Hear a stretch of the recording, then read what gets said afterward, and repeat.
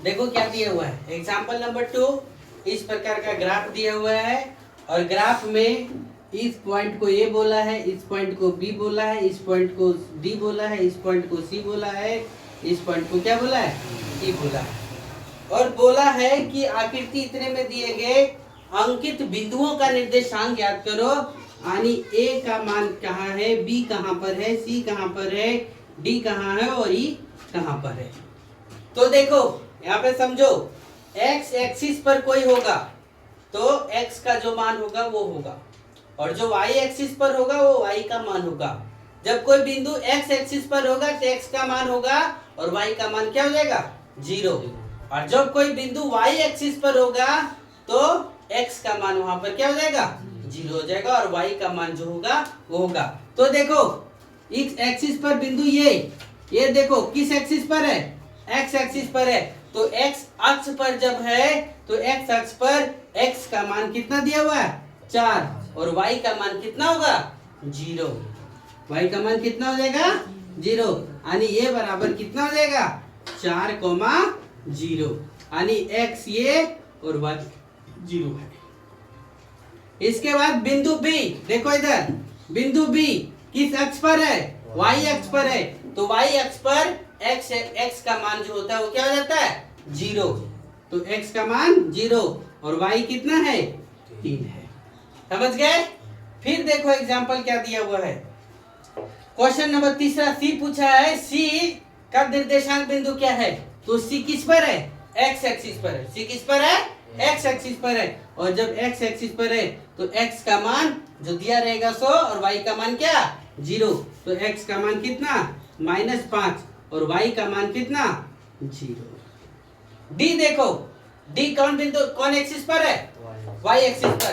तो इसमें एक्स क्या होगा, एक्स क्या हो जाएगा, 0 और वाई क्या हो जाएगा, जो मान दिया रहेगा 100। तो देखो एक्स क्या हो गया, 0 और वाई का मान कितना।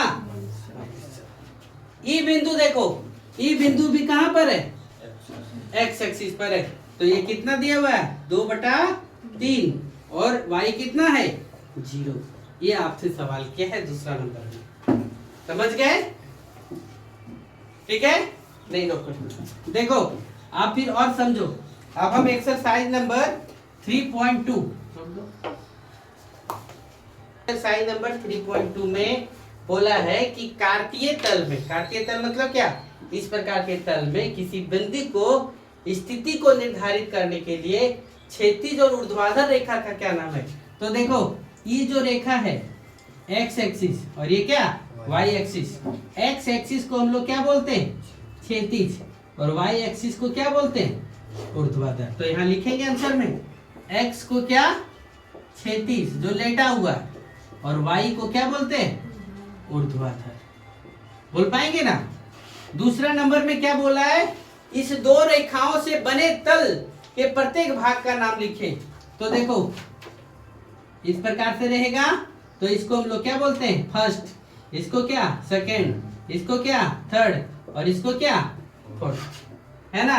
अर्थात क्या बोलेंगे, प्रथम चतुर्थांश बोलेंगे, फिर क्या बोलेंगे, द्वितीय चतुर्थांश बोलेंगे कि नहीं, फिर क्या बोलेंगे, तृतीय चतुर्थांश, फिर क्या, चतुर्थ चतुर्थांश, ये होगा। फिर आपसे बोला कि उस बिंदु का नाम बताओ जहां दोनों रेखाएं प्रतिच्छेद करती है। तो जहां दोनों रेखा प्रतिच्छेद करती है उस बिंदु को क्या कहते हैं हम लोग, आंसर में क्या लिखेंगे, मूल बिंदु कहते हैं। समझ में आया। चलिए फटाक से नोट करो यहां तक। देखो आकृति देखकर निम्नलिखित का क्या करिए, मान लिखने के लिए बोला।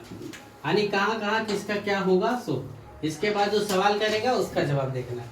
सबसे पहले हम लोग यहाँ पे देखो, ए नजर आता है कि कहीं, इस फिगर में कहीं ए नजर आता है क्या, नहीं आता है। तो हम लोग जो जो पॉइंट मिलता है उस पॉइंट का निर्देशांक हम लोग सबसे पहले लिखेंगे। तो पॉइंट एल देखो, सबसे पहला निर्देशांक किसका हमको लिख ले रहे, एल का।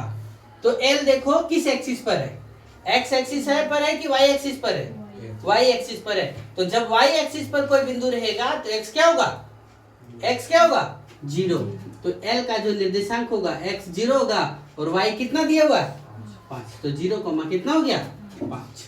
B को देखो, किसको देख रहे हैं B को, तो B देखो इस पॉइंट पे मिला हुआ है।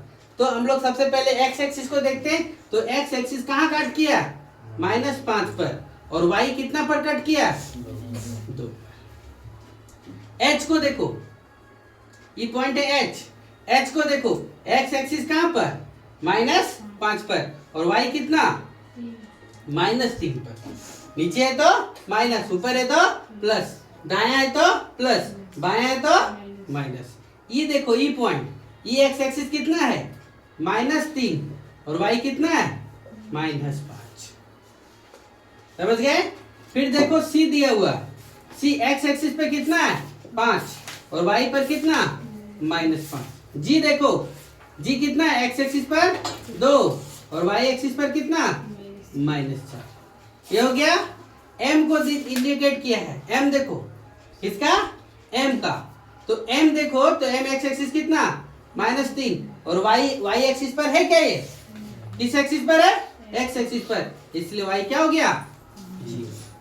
अब हम निकाल लेने के बाद हमसे सबसे पहला सवाल क्या किया, b का निर्देशांक क्या है, तो b का निर्देशांक कितना जवाब देंगे -5,2। आंसर में क्या लिखेंगे -5,2। फिर आपसे सवाल किया c का निर्देशांक कौन है, तो c का निर्देशांक कितना है 5,-5। आंसर में क्या लिखेंगे 5,-5। फिर देखो पूछा है तीसरा नंबर क्वेश्चन -3 और -5, -3 और -5 के द्वारा पहचाना गया बिंदु कौन है, तो ढूंढो -3 और -5 कौन बिंदु दिखा रहा है ई, तो क्या जवाब देंगे बिंदु ई है ना, -3, -5 द्वारा पहचाना गया है। फिर देखो क्या दिया हुआ चौथा नंबर क्वेश्चन, ध्यान दो, 2 कोमा कितना -4 के द्वारा पहचाना गया बिंदु कौन है, तो ढूंढो यहाँ पर 2, -4 के द्वारा पहचाना गया बिंदु कौन है, कौन है, तो क्या लिखेंगे आंसर में जी।